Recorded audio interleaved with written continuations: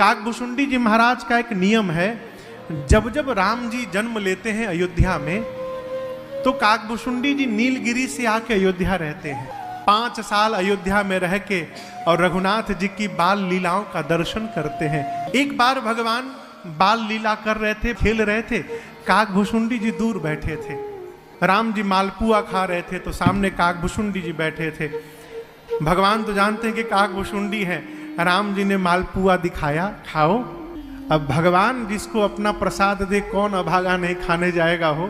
काकभुशुंडी जी दौड़ के खाने गए, तब तक भगवान रो दे।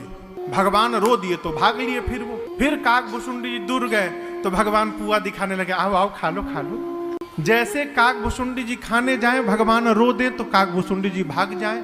ऐसा चला 5-6 बार। अब देखिए भगवान की माया का प्रभाव।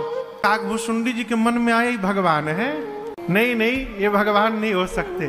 कहीं भगवान अपने भक्तों के साथ ऐसा खेल खेलते हैं क्या? ये भगवान नहीं है।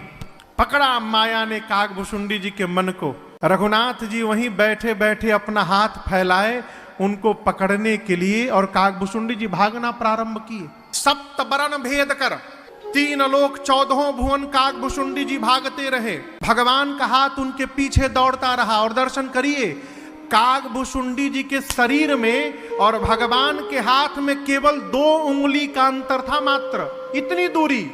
राम जी वहीं बैठे, उनका हाथ उनको दौड़ाता रहा। काकभुशुंडी जी देखे, मति चकरा गई उनकी, लौट के अयोध्या लौटे।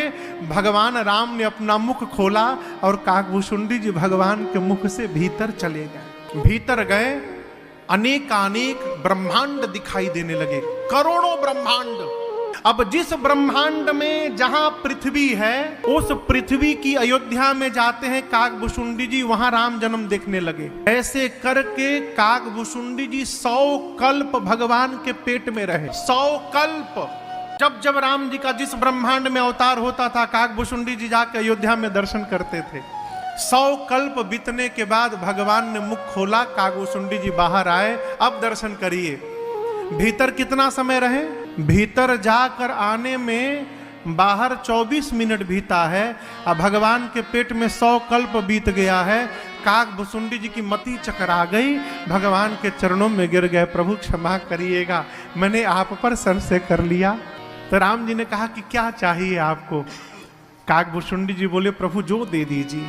भगवान बोले, ज्ञानी हो जाइए, विज्ञानी हो जाइए, समस्त कलाओं के धाम हो जाइए, समस्त गुणों के धाम हो जाइए। भगवान इतना बोल के चुप हो